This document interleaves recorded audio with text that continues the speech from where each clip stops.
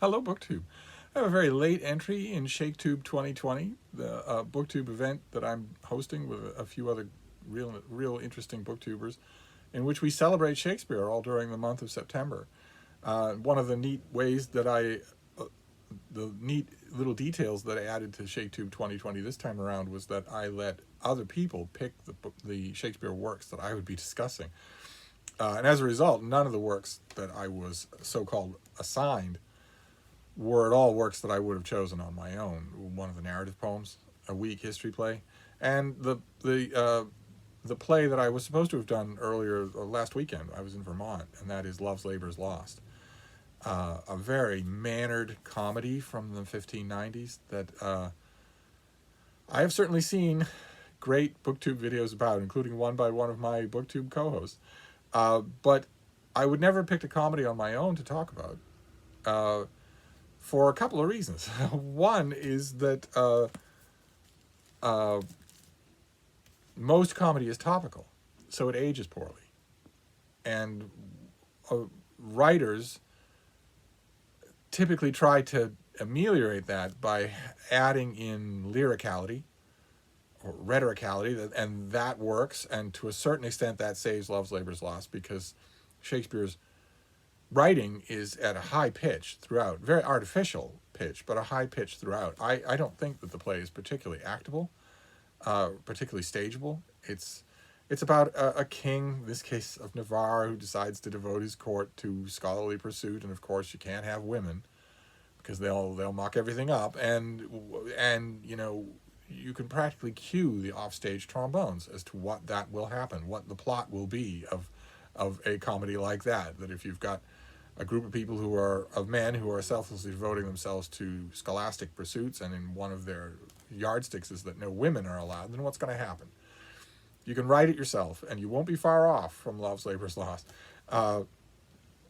And I don't think that Shakespeare does enough, not nearly, in the way of leavening the topicality of his comedy with lyricality, and the only other way that you're going to have that you're going to help a comedy to succeed over a long period of time, centuries or millennia, is if you add in buffoonery, if you add in physical comedy. Physical comedy never ages, so it's always possible to get a laugh out of an audience with buffoonery.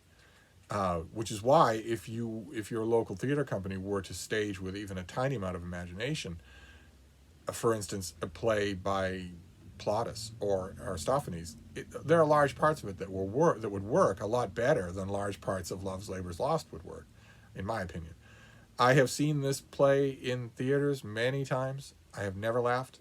I doubt I've ever even smiled, except when the actors do bits of onstage business that are nowhere indicated in the play.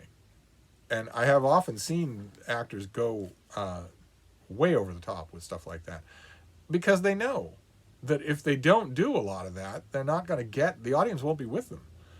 At least that's been my experience. Maybe yours has been different. I reread Love's Labour's Lost in this great Royal Shakespeare Company paperback that one of you sent me, hoping that it would do something more for me this time around than it ever has, and it didn't. There's no crime, I want to stress here, in not loving all the works by an author. There's no crime in not loving even all the works by a great author. And maybe it's possible, certainly the comedies of Shakespeare have their ardent fans, even in the 20th century and the 21st century, so it's entirely possible that I'm just missing something. But no, the assignment this time around fell awry like the last two did, which is a shame, but that's okay. I'll hope for better with next year's Shaketube. And none of that blunts the fact that the next thing that we're doing for Shaketube is this weekend, coming up. And it is something that I like. For Shaketube in this weekend, instead of 4 different videos with all 4 of your hosts talking about different works, all of us will be talking about Hamlet in a live stream. Or no, not a live stream, a recorded Zoom conversation, I believe is what we're doing. So you won't be able to join in with questions from the peanut gallery, but it will nevertheless have all the feel of a live conversation. I'm sincerely hoping that all works out.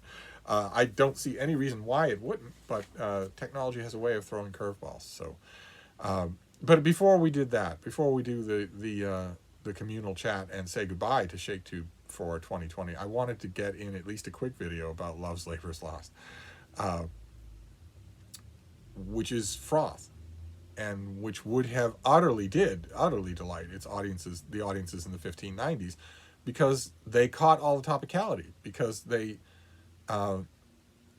saw immediately in their own spoken language all of the rhetorical flourishes.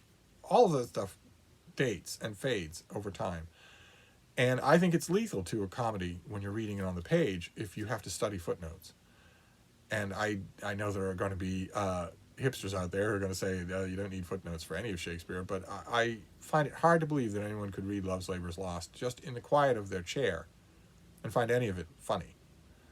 But I'm no doubt wrong about that. Harold Bloom would have said I was wrong about that, and one way or another, there was no breakthrough this time. So I'm going to wrap up my individual Shaketube videos, unfortunately, on a downer note. But we'll have hopefully we'll have a rip-snorting conversation about Hamlet for you, and that's coming right up because I waited almost all week to do this. So I'll wrap this up. That is Love's Labour's Lost, and I will you will be seeing this face again talking about Shakespeare this weekend.